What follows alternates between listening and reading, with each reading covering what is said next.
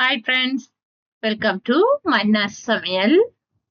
வாங்க இன்னைக்கு பனங்கிழங்குல வித்தியாசமான ஒரு உணவு ஒன்று செய்வோம். நாங்க பனங்கிழங்கு சும்மா வச்சு போட்டு சாப்பிடுறது அல்லது துவைச்சு சாப்பிடுறது.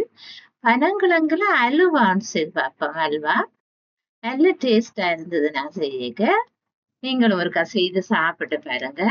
வித்தியாசம் நாங்களே எங்களோட உணவுகளை வித்தியாசமான முறையில செய்து கொள்ளலாம். எங்களுக்கு தேவையான போஷண பொருட்கள் அடங்கிய உணவா இருக்கணுமா இருந்தா நாங்க எங்களுக்கு விருப்பமான மாதிரி செய்து கொள்ளலாம். அநேகமான வெளிநாடுகள்ல வசிக்கிற பிள்ளைகள் அந்த பனங்கிழங்குண்டா அவங்களுக்கு பிடிக்காது. இது என்ன தடிய கொண்டு வந்து தாரீங்க சாப்பிட சொல்லி என்று சாப்பிடாது.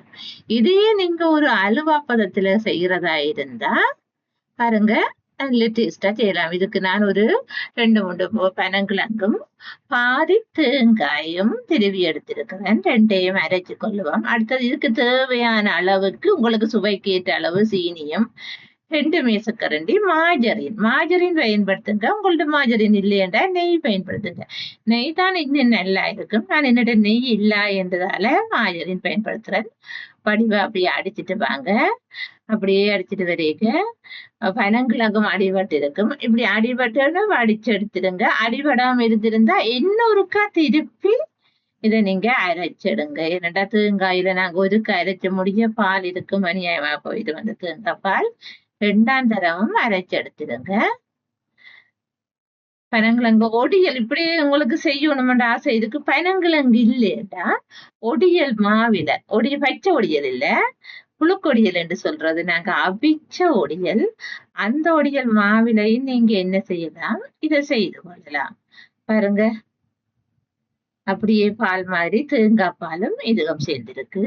இதையே நீங்க நல்ல விரைவாக செய்கிறேன்டா ஒரு கரண்டி கார்ன்ஃபிளவர் சோளமா சேர்த்து கொள்ளுங்க. நான் சோளமா சேர்க்கையில சோளமா சேர்த்திருந்தீங்கன்னா இன்னும் நல்ல ஒரு வளவளப்பான ஒரு தன்மையாக எல்லாரும் விரும்பக்கூடிய மாதிரியான தன்மையா வந்திருக்கு. நான் 2ஆம் தடவை இருக்கா அரைச்சு போட்டு எடுக்கிறேன். 2 தடவை அரைச்சு எடுக்கத்தோன்னு நல்லா வரும். ஏனென்றா ஒருக்கா அரைச்சோன்னு அரைப்படாமலுக்கு இருந்திருக்கும் கொஞ்சம் கிழங்குகள். அதனால 2 தடவை அரைச்சு போட்டு எடுங்க. 3ஆம் தரம் தேவையில்லை. 2ஆம் முழுக்க தேங்காய் பூ அரைப்பட்டு வந்துடும். ஒடியல், பனங்கிழங்கு, பனாட்டு, பனங்காய் பணியாரம், இதெல்லாம் பனங்கிழங்குல நாங்க எடுத்து செய்யற விதவிதமான உணவுகள். ஆனா எங்கட கிராமங்கள் வழியே இது செய்யற இல்ல. இது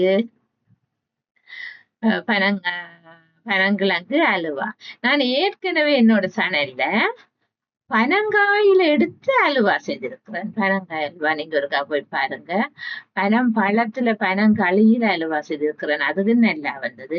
பனங்களி எடுத்து போட்டு கொழுக்கட்டை, பனங்காய் பணியாரம், பனாட்டு, பல்வேறு உணவுப் பொருட்களை நான் செய்து காட்டியிருக்கிறேன். அதுல நீங்க பார்த்து கொள்ளலாம். பாருங்க, 2 தடவை அரைச்சு எடுத்தோன்னே இதா வந்துட்டுது. தேவையா இருந்தா உங்களுக்கு இதை பாருங்க. பனங்கிழங்கு இதுக்கு அரைபடாமலுக்கு இருக்குமா இருந்தா நீங்க 2ஆவது தடவை அடித்துக் கொள்ளலாம். அப்படியே அடுப்பை நல்ல ஒரு அளவான இதுல வைங்க. நல்லா அரிக்காதீங்க. அப்படியே வச்சுட்டு காய்ச்சிட்டு வாங்க. ஒரு கொஞ்ச நேரம் காய்ச்சிட்டு வரைக்கும் உங்களுக்கு திரளத்துவாங்க. நாங்க அதுக்கு உங்களோட சுவைக்கு ஏற்ற மாதிரி நீங்க சீனி சேர்த்துக் கொள்ளுங்க. கணக்கு சுகர் தேவையாண்டா கணக்கு தேருங்க. இல்லாட்டிக்கு ஒரு கொஞ்சம் தேவையாண்டா ஒரு கொஞ்சம் சுகர் பேஷண்டா சாப்பிடணுமா இருந்தா நீங்க அளவாக கொஞ்சமா சேர்த்துக் கொள்ளுங்க. நான் இன்றைக்கு வெள்ளை சீனி தான் எடுத்திருக்கிறேன். கொஞ்சம் சீனி. இதுக்கு நீங்க சுவையை பார்த்து போட்டே செய்யலாம். நீங்க சீனின்றது கேக்கி உங்களுக்கு சுகர் அளவு போதுமா என்றதை நீங்க பார்த்து கவனிச்சு கொள்ளலாம். பாருங்க, அப்படியே தேங்காய் பால், பனங்கிழங்கு, சீனி 3ம் அப்படியே சேர்ந்து அப்படியே திரண்டு கொண்டு வரும். கெதியா நீங்க கிண்டி முடிக்கணுமா இருந்தா ஒரு கரண்டி சோளமா போட்டிருக்க கெதியாவே நீங்க கிண்டி முடிச்சிடலாம். இது ஒரு கொஞ்சம் வெயிட் பண்ண வேண்டி வரும். ஒரு கொஞ்ச நேரம் தொடர்ந்து கிண்டியன் இருக்க அப்படியே தொதல் உங்களுக்கு திரண்டு வர மாதிரி திரண்டு வரும். தேங்காய் எண்ணெயும் தேங்காயிலிருந்து எண்ணெய் வரும். அதோட நாங்க கொஞ்சம் மாயரை சேர்க்க போறோம். அந்த எண்ணெயும் சேர்க்க அப்படியே திரண்டு ஒரு தன்மை வந்து நல்ல தொதல் மாதிரியே நல்ல ஒரு சுவையில வித்தியாசமான ஒரு உணவு. நான் இது வரைக்குமே சாப்பிடல. இந்த முறைதான் செய்து சாப்பிட்டு பார்த்திருக்கேன். இப்படி ஒன்று செய்வோம் யோசிச்சேன். நல்லா வந்துட்டு நீங்களும் செய்து பாருங்க. இப்படி ஒன்று இதுக்கும் ஏற்கனவே எங்கட அம்மாக்கள் செய்திருக்கிறாங்களோ அது எனக்கு தெரியாது. இது நானாக நினைச்சு நானாக ஏற்பாடு செய்த ஒரு ரெசிபி. நீங்களும் செய்து பாருங்க. உங்களோட பிள்ளைகளுக்கும் இதை கொடுத்து பாருங்க. பாருங்க அப்படியே கொதிக்குது. கொதிச்சுட்டு அப்படியே இங்க பாருங்க வெள்ளை வெளியில எடுத்து வந்து இப்படி வார நேரத்துல நாங்க மாஜரினை சேர்த்துக் கொள்ளுவோம். மாஜரின்டா வாசம் வராம இருக்கும். நெய்யண்டா இன்னும் நல்ல வாசம் வரும். உங்களுக்கு இதோட இதை மேலும் அலங்கரிக்க தேவையண்டா கடைசியா இறக்கிக்க கஜு பிளம்ஸ் ஏதாவது நீங்க அல்வாக்கு சேர்க்கிற என்னண்டான்னு நீங்க சேர்த்துக்கொள்ளுங்க. பாதாம் இருந்தா செய்யுங்க, அல்லது கஜு இருந்தா செய்யுங்க, பிளம்ஸ் இருந்தா சேர்த்துக்கொள்ளுங்க. நான் ஒன்றுமே சேர்க்கையில இன்றைக்கு வெறும் சாத்தான் செய்திருக்கிறேன். நல்ல ஒரு சுவையா வந்தது. செய்து பாருங்க. செய்து பார்த்து போட்டு இது எப்படி இருந்ததுன்றது எனக்கு கமெண்ட்ல சொல்லுங்க. நான் சந்தோஷப்படுவேன். நீங்களும் செய்திருக்கிறீங்க, இந்த சமையலை நீங்க ரெடி பண்ணி இருக்கிறீங்கன்னு நினைச்சுனா இருந்தா நான் சரியா சந்தோஷப்படுவேன். பாருங்க அப்படியே திரண்டு வரும். திரண்டு வர அந்த டைம்ல நாங்க இறக்கிடுவோம். அடுப்பை நல்லா இருக்காதீங்க, அப்படியே கீழே பிடிக்க பார்க்கும். அடுப்பு ஒரு மெல்லிய நெருப்புல வச்சுக்கொள்ளுங்க. மெல்லிய நெருப்புல இருக்கதான் நல்லா இருக்கும். மெதுவா அப்படியே திரண்டு வரும். அப்படி நல்லா இறுகி என்று சாடையா நாங்க நெய் போட்டிருக்கிறோம் தானே, நெய் மாஜரின் அல்லது தேங்காயில தேங்காய் எண்ணெய் இருக்குது. அது சாடையா எண்ணெய் பிரியிற ஒரு தன்மை எங்களுக்கு தெரியும். அந்த டைம்ல நாங்க இறக்கி கொள்வோம். அப்படியே கிண்டி இது கேட்க எண்ணெய் பிரியணும். எண்ணெய் பிரிகிற டைம்ல இறக்கிட்டோம்டா சரி. முதல் கிண்டியக்கையும் அப்படித்தான் கன நேரம் கிண்டி இது கேட்கதான் அதுல இருந்துதான் எண்ணெய் வரும். ஆனா இதுக்கு நாங்க மாஜரின் விட்டு இருக்கிறோம். அந்த மாஜரினே கொஞ்சம் பிரிச்சு வர துவங்கும்.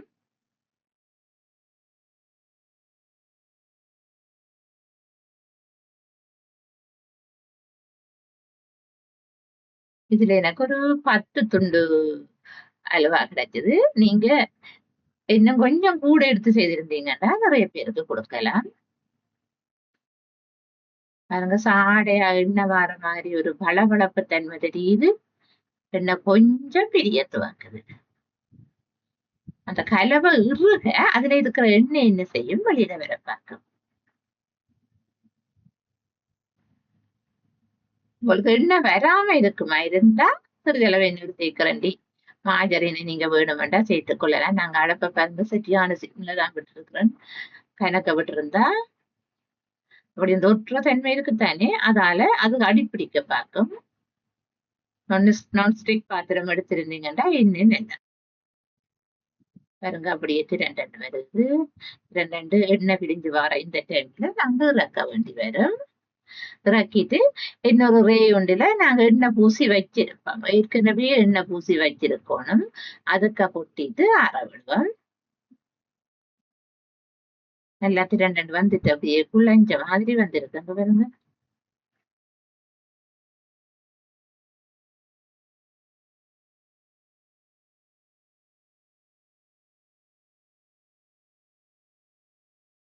அவ்வளவு தேங்காய் பாலும் பனங்கிழங்கும். பனங்கிழங்கு நாங்க சும்மா சாப்பிட்டு கூட தேங்காயோடு சாப்பிட்டா ஒரு சுவை உண்டு வரும். சாப்பிட்டு பார்த்துருக்கீங்களா?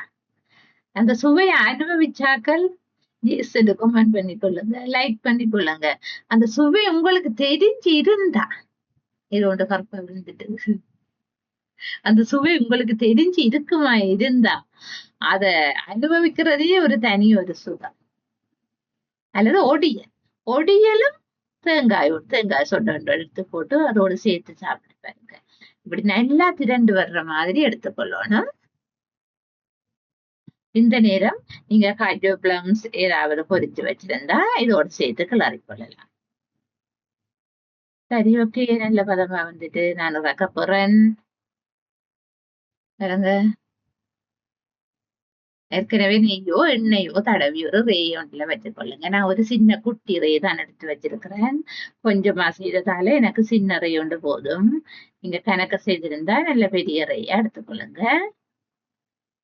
இந்த ரேக்கு அப்படியே எண்ணெயில அதை வச்சு போட்டு அப்படியே கொஞ்ச நேரம் செட் ஆக விடுங்க. கொஞ்ச நேரம் செட் ஆகிடும். செட் ஆகி முடிய நல்ல ஒரு அலுவா சப்பி சாப்பிட வேண்டிய தேவை கூடி இருக்காது. அப்படியே வாயில வச்சது கரைஞ்சு போறக்கூடிய மாதிரி பனங்கிழங்கு அல்வா. கேள்விப்பட்டே இருக்க மாட்டீங்க பனங்கிழங்கு அல்வா. அப்படி வாயில வச்சோன்னா கரைஞ்சு போயிடும். வெள்ளை வெள்ளி 2 நல்ல வடிவா இருக்கும்.